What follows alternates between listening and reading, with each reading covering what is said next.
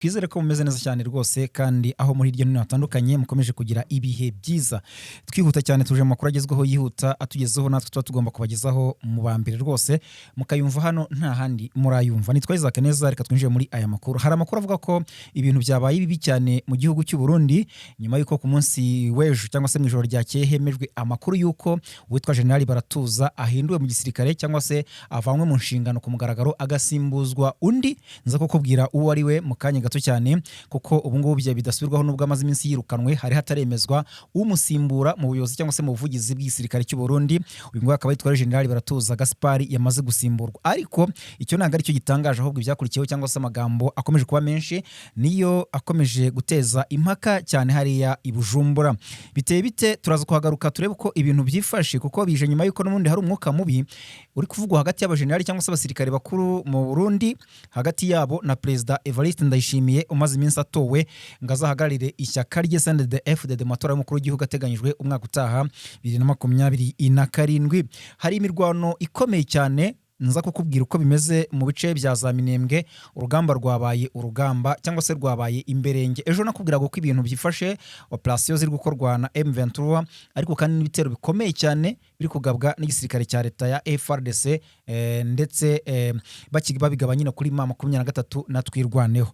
Ejo hari ahaberaga imirwano za Gakenke na Mikenke, nakubwiraga uko bimeze, habuze usunika undi hagati ya M23 n'igisirikare cya leta FARDC. Ubu rero hari byazindutse biba rwose, ninkubwira ngo ntago byoroshye na gatoya, ntago byoroshye na gato, twazabijabo ntago byoroshye na gato aho ngaho rwose, aho amakuru agaragaza ko ingabo za leta zakamejeje guturuka ahitwa Mboko. Ndaje nkubwira amakuru yuko ibintu bimeze ahitwa Rugezi, hose ndakubwira uko amakuru ahagaze. Hari amagambo akomeye cyane yamaze gutangazwa na Bertrand Bisimwa, ni umuyobozi wa M23 akaba ndetse n'uwungirije muri AFC M23 muri rusange, kuko nyine murizi uko byagenda kose nubwo hari ihuriro rya Alliance Fleuve Congo M23 haba hari na M23 ukwayo burya mu buryo buziguye.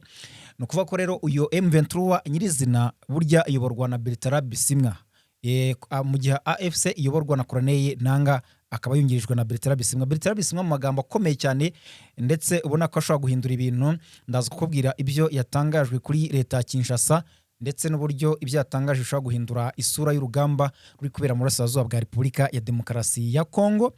Twihuta cyane, umutwe w'abadepite mu nteko ishinga amategeko ya Repubulika ya Demokarasi ya Kongo nawo wakamejeje, ndakubwira uko ibintu bimeze.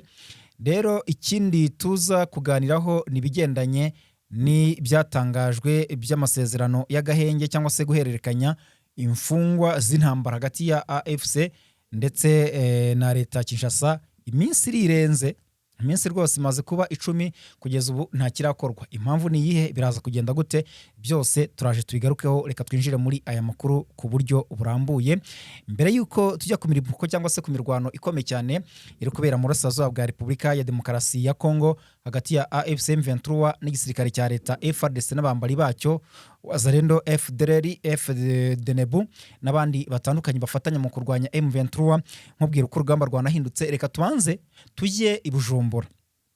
I Bujumbura burya hashize ibyumweru bibiri hari icyuka kibi cyane muri politike no mu gisirikare, ku buryo n'abavuga ko Ndayishimiye amaze iminsi arara adasinziriye bitewe n'igitutu kimuriho cyangwa se amagambo akomeje kugenda yumva hirya no hino bigendanye no kuba hari abajenerali bahagurutse, bamwe bagakeka ko abashaka kumugandagura cyangwa se kumuhirika ku butegetsi. Ibyo bikaba bivugwamo na General Prime Niyongabo, akaba ari umugaba mukuru w'ingabo z'u Burundi FDNB. Byatangiye kuvugwa cyane muri iyi minsi ubwo yatangiye kugenda ahindagura abayobozi mu gisirikare, cyane cyane nyuma y'isanganya cyangwa se ibyabaye mu kigo cya gisirikare cya Kabaze. No kuvuga ngo n'ubiko bw'intwaro bwahiye bugakongoka bugateza impaka ndende kugeza n'isaha hakomeza kugenda hasohoka inkuru za hato na hato, kuko byakomeje kugenda bivuga ngo ni ibitero byahagabwe, abandi bati ni umuriro w'amashanyarazi nk'uko byatangajwe na General Baratuza wanirukamwe ejo bundi na Ndayishimiye ndetse akaba yamaze gusimbuzwa.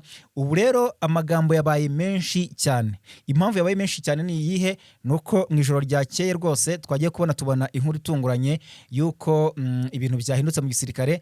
Umuvugizi w'igisirikare cy'u Burundi akaba ari General Brigadier General Baratuza Gaspard yahinduwe ku mugaragaro. Yaramaze iminsi yirukanwe mu nshingano cyangwa se abogojwe mu mabanga, nkuko mu Burundi bavuga hine ko iyo umuntu yirukanwe ari ukubogozwa mu mabanga uyu rero akaba ari General Baratuza ubu yamaze gusimbuzwa, yasimbujwe uwitwa Gordier Kazindo. Uyu mugabo rwose mbona batari kugaragaza ipeti, sinzi niba atari umusirikare, baravuga ko ari Gordier Kazindo niwe wasimbuye General Baratuza. Ntawuzi ngo ubu nguyu Baratuza agiye kujya mu biki. Rero iri simbuzwa rikaba ribaye nyuma y'uko rwose Baratuza yaramaze iminsi yirukanwe na Perezida Evariste Ndayishimiye Neva, aho rwose kugeza ubu ngubu n'iyi saha na magingo aya mabwira iyi nkuru hataratangazwa ku mugaragaro icyatumye Ndayishimiye yirukana Baratuza mu nshingano. Ariko hakaba bavuga ko umugenda Ndayishimiye mu minsi ishize atangazaga ko ibyabereye muri Kabaze hariya muri zone ya Musaga mu bigendanye n'ububiko bw'intwaro bwahiye bugakongoka, mu gihe atangazaga yuko bitatewe n'umuriro w'amashanyarazi nk'uko byatangajwe na General Baratuza, ngo nyuma yaho General Baratuza yikomye cyane Ndayishimiye ndetse atangaza ko atari umugabo uhamye mu byo avuga, kandi ko ari umuntu ushobora gutaba igihugu cyangwa se gutanga igihugu niba ashobora kwifata akavuguruza ibyatangajwe n'umuvugizi w'igisirikare, nyamara azi neza yuko ibyatangajwe nawe hari aho byemerejwe kandi byabanje kugibwaho inama. Rero byafashwe na Ndayishimiye nk'aho ari agasuzuguro gakomeye cyane, bituma rero bamwe bakeka ko biri mu byaba byaratumye yirukana nabi cyane uyu mugabo witwa General Baratuza Gaspard. Bamwe bafataga nk'umugabo rwose ufite uburyo avugira cyane politiki y'u Burundi ndetse n'igisirikare by'umwihariko. Hanyuma andi makuru rwose agaragaza ko twirukiye cyangwa se tunyarukiye mu burasirazuba bwa Repubulika ya Demokarasi ya Kongo. Amakuru agaragaza ko imirwano yongeye kuba imirwano, ejo nabwiraga ibyaberaga ahitwa Igakenke ndetse na Mikenke, cya gice FARDC iri gukubita urutoki ku rundi ishakisha aho ngaho kugira ngo berekeze Minembwe. N'ubundi ntabwo ibitero biri gukuraho. Ejo habaye urugamba rw'umuriro, M23 yasubije ibitero bya leta by'ingabo za leta na coalition mu buryo butari biyoroheye na gatoya, ndetse nk'uko bisanzwe bigenda mu mirwano imaze iminsi nk'ibyumweru bibiri iba. Ubundi M23 yari isanzwe rwose ikubita nabi cyane ingabo za leta ku buryo hagwaga abasirikare batari munsi y'10 umunsi ku munsi, uko imirwano yagendaga iba mu bice bya za Mikenke, za Karongi, za Karingi, za Gakenke, za Mikenke, za Bidega aho ngaho muri groupement ya Bijombo, ndetse no mu bice bigiye bitandukanye aho ngaho kwa muri Manahandi, hose yagendaga guhagwa abo muri coalition benshi cyane cyane biganjemo Wazalendo ndetse na FD n'igisirikare cy'u Burundi muri rusange. Ariko uyu ku mirwano wabaye ku munsi w'ejo kugeza mu cyera rw'ejo rwose byari bikomeye cyane kugira ngo haboneke usunika undi, ariko kandi M23 yaje kubasubiza inyuma mu buryo butari buyoroheye. Ubu rero hari amakuru agaragaza ko nubwo byagenze bityo, FARDC mu buryo bwihuse cyane yasitegura indi mirwano cyangwa se indi operation. Bateguye ibitero baturutse ahitwa Mboko, baza kugaba ibitero rwose mu bice bitandukanye bya hariya za Mikenke na Gakenke, ariko kandi mu nzira ndende barimo baturuka aho ngaho za Mboko baje rwose kugera mu bice bya za Rugezi, baje kugera za Rugezi aho ngaho rwose M23 ikaba yahise ibatega igico bagwa muri ambushi.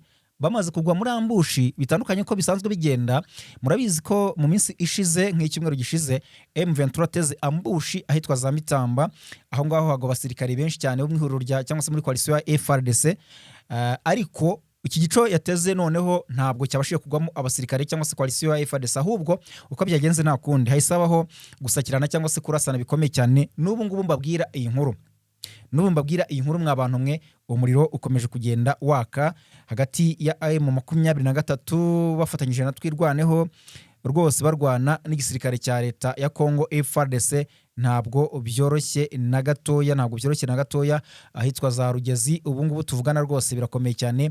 M23 ikomeje kugenda ihangana n'ibitero bikomeye cyane bya FARDC. Ntabwo rwose nta uramenya ngo birarangira gute, nta uramenya ngo ni bande bari kuhagwa ku ruhe ruhande, imibare ingana gute, ntabwo turamenya resulta cyangwa se matokeo. Turaza kubabwira uko ibintu byifashe nyuma yuko FARDC rwose ikomeje kugenda ihangana cyane na M23 iri gushakisha hasi hejuru ahitwa Mikenke, igafata ahangaha Rugezi kugira ngo ibi bibahe inzira nziza yo kuba bakisubiza cyangwa se baje gufata Minembwe, kuko mu gihe cyose batafata Harugezi, mu gihe batafata Gakenke, Mikenke ahangaha kugira ngo babe bajya gufata Minembwe byababera ihurizo rikomeye cyane. Kandi mu gihe batahafata nabwo byaba ari urugamba rukomeye cyane kuko rwose ntacyo baba bari gukora, baba bari kuruhira ubusa. Kuko M23 nayo iri kurwana hasi hejuru gupfa no gukira kugira ngo babe batafata bino bice by'ahangaha nyine za Rugeze n'ahandi hatandukanye, n'ibindi bitandukanye kuko nta nubwo ari hano Gakenke gusa Mikenke bashaka, hariho n'ibindi bice bihegereye bashaka kuba bafata kugira ngo bibahe inzira yo kwerekeza Minembwe, bityo barebe ko bakirukana M23 muri Kivu y'Amajyepfo. Ariko kandi hashize n'iminsi hanavugwamo umugambi wo gushaka gutera u Rwanda, kuko havugwamo za P5 za Kayumba Nyamwasa, hakavugwamo FDLR y'aba General Rumuri na ba Omega, hakavugwamo imitwe igiye itandukanye, hakavugwamo za Gumino za Colonel Nyamusaraba, hakavugwamo imitwe rwose Wazalendo irimo abantu benshi rwose, bayakutumba bashimurayi, n'abandi batandukanye bahaduye n'abandi benshi cyane. Aha rero rwose imirwano ikaba ikomeje kuzamo urusobe cyane, kuko nubwo habaye inama zikomeye cyane zihuza iyi coalition ya FARDC, hakagurwa ibirwanisho, hakaba imyitozo yabereye mu Burundi mu ishyamba rya Kibira, hakaba inama zaberaga i Bujumbura, hakaba izaberaga Makobora, izaberaga Uvira. Byose ntabwo biri kugira icyo bitanga ku rugamba, kuko M23 natwirwanaho bakomeje kugenda bakora ibintu bikomeye cyane biri gutungura isi. Hanyuma rero tujyanisha n'amagambo akomeye cyane Bertrand Bisimwa yatangarije abaturage rwose, avuga ko ibiri gukorwa na leta ya Kinshasa ari ibintu bikomeje kugenda bihangayikisha cyane abaturage bo mu bice byo mu burasirazuba bwa Kongo, cyane cyane mu bice byo muri Kivu y'Amajyepfo muri iyi minsi. Akavuga ko kandi atari bijyanye no kwica abaturage gusa leta ya Kinshasa iri gukora, ahubwo hariho n'ibijyanye no kwiyegwizaho imitungo, nk'ibijyanye no gucukura cyangwa se gusahura mu y'agaciro biri gukorwa na Kisekedi n'abambari be, no kuvuga ibihugu bikomakomeye hirya no hino ku isi. Rero agatangaza ko rwose ibingibi ari ibintu bitari ibyo kwihanganira. Yabwiraga abaturage ati rwose ati ubundi ntabwo byumvikana ukuntu abayobozi baba bakize kurusha abaturage.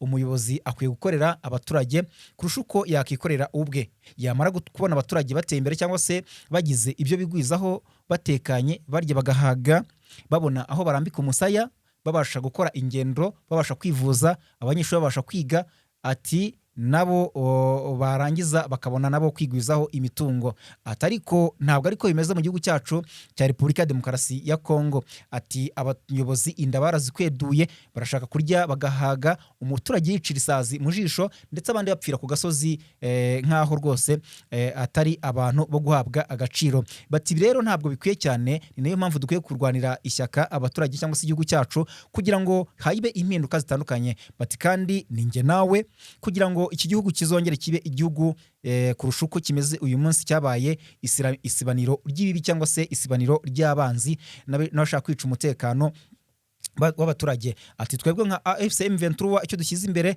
ni umutekano w'abaturage. Ati rero tugiye kwinjira mu rugamba byeruye. Ni amagambo ya Bertrand Bisimwa. Rero akaba ari umugabo ukunze gutangaza ko rwose ibikorwa na leta ya Kinshasa ibingibi bikwiye kuba bishyirwaho iherezo. Ikintu abenshi bibukira kuri Bertrand Bisimwa ni amagambo yatangaje za 2023 niba atari 2022, avuga ko leta ya Kinshasa ibyikorera abavuga ururimi rw'ikinyarwanda, babita abanyamahanga, ko leta ya Kongo akomeje kuvuga ko ngo ari abanyarwanda. Ati niba yemeza ko ari abanyarwanda, niba bayirukane, ariko birukane n'ubutaka bwabo. Rero Bertrand Bisimwa aravuze ati niba rero tutagenze gutyo, tuzarwana kugira ngo umuturage wo mu gihugu cya Kongo abone uburenganzira bwe. Yanavugaga ko kandi urugamba rurwanwa n'abanyekongo rutarwanwa n'abavuga ikinyarwanda gusa, kuko nawe ubwe avuga izindi ndimi cyangwa se atari umurwando phone. Reka tujye mu yandi makuru, nuko ari kuvugwa nuko umutwe w'abadepite mu nteko ishinga amategeko ya Repubulika ya Demokarasi ya Kongo wemeje amasezerano y'amahoro n'ubufatanye mu iterambere ry'ubukungu iki gihugu cyagiranye n'u Rwanda tariki ya 4 Ukuboza 2025.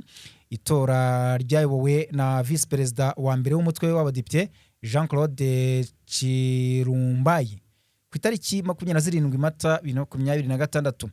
Abadepite 371 muri 372 baryitabiriye nibo bashyigikiye aya masezerano. Nyuma y'iri tora yo perezida w'umutwe w'abadepite Aime Boji Stangala akaba asaba leta ya Kongo gushyiraho uburyo bufatika bwatuma abari mu mitwe yitwaje intwaro bujuje ibisabwa bajya mu nzego z'umutekano kugira ngo amahoro arambye aboneke mu gihugu cyabo. Abadepite bo muri Repubulika Demokarasi ya Kongo kandi bagaragaje ko leta yabo ya Repubulika Demokarasi ya Kongo, iyi leta ikwiye gushyira imbaraga mu gushyira mu bikorwa amasezerano y'ubufatanye yagiranye na Leta Zunze Ubumwe za Amerika mu Ukuboza 2025, cyane cyane arebana n'ubucukuzi bw'amabuye y'agaciro. Mwabonye ko rwose ejo bundi muho bayeretse ngo bagomba gucukura harimo n'ibirombe bya Rubaya, kandi ibirombe bya Rubaya bikaba bigenzurwa na AFCM 23 kuko yabibambuye ihirukanye abasirikare b'abarundi nabi cyane, ubwo nyuma yafataga ibice bya za Masisi, santere ya Masisi ndetse igafata n'umujyi wa Goma. Icyo gihe abarundi bagahungira muri Kivu y'Amajyepfo, ari naho uyu munsi bari kurwanira kuko aho Rubaya bamaze kuhava. Rero byatumye M23 yifata ubugenzuzi bwaho, ariko kandi twagiye gutungurwa nuko leta ya Kinshasa muho yatanze agomba gucukurwa na Amerika harimo na Rubaya, ariko kugeza ubu amakuru agaragaza ko n'ubundi Amerika izagira uburenganzira bwo kuhacukura, M23 nayo ikaba izakomeza kugenda igenzura ibyo bice mu buryo butandukanye. Rero amasezerano u Rwanda na Repubulika Demokarasi ya Kongo bagiranye ubundi agizwe n'ibice bibiri. Hari igice cy'umutekano kirimo gusenya umutwe w'iterabwoba wa FDLR, aho u Rwanda ruvuga ko uyu mutwe ukorana byeruye na leta ya Kinshasa, cyane cyane igisirikare cyayo mu guhangana na M23 mu ntambara imaze igihe. Hanyuma bagasenya FDLR bakanokuraho, hanyuma u Rwanda rugakuraho ingamba z'ubwirinzi. Hakaba kandi n'icy'ubufatanye bw'akarere mu iterambere ry'ubukungu, kandi Amerika ikabigiramo uruhare. Rero ubufatanye ibihugu byumvikanye ko bizagirana harimo gutunganya no gucukura amabuye y'agaciro, kubaka ibikorwa remezo birimo urugomero rw'amashanyarazi n'ibyambu, ubucukuzi n'ubucuruzi bwambukiranya umupaka, no kubungabunga umutekano wa parike z'ibihugu. Nuko nguko ibintu biteye, ariko kandi rwose ikijyanye n'umutekano cyo cyakomeje kubamo ibibazo, kuko u Rwanda rwakunze kuvuga ko rwose Kongo yakomeje gusigasira FDLR ntishake ko ikijyanye no kuyisenya cyavaho, kandi aricyo cyatumye u Rwanda rushyiraho ingamba z'ubwirinzi. U Rwanda rukavuga ko uko byagenda kose mu gihe cyose Repubulika ya Demokarasi ya Kongo itarakuraho ibijyanye no gufatanya n'uyu mutwe w'iterabwoba wa FDLR unagizwe na benshi mu bagize uruhare muri jenoside yakorewe abatutsi mu Rwanda mu 1994, bitashoboka ko u Rwanda rukuraho ingamba z'ubwirinzi, kandi ko rwose bigaragara ko bakomeza gukorana nk'uko byagiye byigaragaza, kuko no mu bihe byashize ubwo M23 yimereye nabi igisirikare cya leta ifata umujyi wa Goma, mwabonye ko mu bagaragaye ku mupaka bahunga bamerewe nabi cyane harimo na Generali Gakwerere wari mu b'imbere cyane muri FDLR. Uyu akaba akomeje kugenda agira ibyo abazwa kugendanye ni ibyaha ashinjwa. Hanyuma reka mbabwire ko iminsi 10 yihiritse, ni iminsi 10 y'amasezerano yo ku itariki 17 Mata 2026 hagati ya Kinshasa na AFC M23. Nta mfungwa z'intambara zafatiwe ku rugamba ku mpande zombi zirekoye cyangwa se zitanzwe, kuko ubundi bari baramenyeranyije ko M23 igomba gutanga imfungwa z'intambara ndetse na leta ya Kinshasa ikagira izo itanga. Ariko M23 yakunze gutangaza ko ikibazo ari Repubulika Demokarasi ya Kongo, kuko na mbere yuko basinya ibi ngibi n'ubundi M23 arabo yari yarekuye bagira mu 5,000, ariko leta ya Kinshasa yanga kubakira, ivuga ngo nabagambanyi, ngo ni ibyitso, ngo baje kuneka, ngo arashaka yuko bazajya bashyira amakuru AFC M23 yakuye mu gisirikare cya leta. Bityo leta ya Kinshasa irabyanga. M23 se iravuga iti se muragira ngo tube twakora iki niba bimeze gutya, mu gihe twebwe rwose ati mu abacu bo turi gukeka ko mwaba mwarabafunze abandi bakicwa. Niko M23 rwose agenda gitangaza kugeza ubu biraho gutyo. Rero igihe ntarengwa cyemeranyijweho cyarenze, nubwo Amerika, Qatar, umuryango wa Afurika yunze ubumwe AU na Togo babigizemo uruhare ngo babishyirwe mu bikorwa. Nyamara rwose Benjamin Mbonimpa, umunyanga uhoraho wa AFC M23 akaba n'umuntu w'ingenzi mu mishyikirano ya Doha, yari yatangaje ko hitezwe irekurwa ry'imfungwa 311 z'uyu mutwe hamwe n'imfungwa 166 ku ruhande rwa guverinoma ya Repubulika ya Demokarasi ya Kongo. Ubu se bizagenda gute? Izi mfungwa zizarekurwa, agahenge se kazashyirwa mu bikorwa, intambara se iraza guhagarara cyangwa se irashobora kugenda ikara, biraza n'ibitubahirizwa se biraza kugenda gute? Amerika iraza kugera ku kibuga cy'intambara igira icyo ikora, hanyuma se baraza gusubira i Doha na Geneve cyangwa ahandi bongere baganire, biraza kugenda gute? Bikomeje kugenda biba urusobe rero ibyo mu burasirazuba bwa Repubulika ya Demokarasi ya Kongo. Mukore subscribe, mukande like, mukande share, ubundi muduhe comment Hanyuma reka mbabwire ngo mukomeze kugira ibihe byiza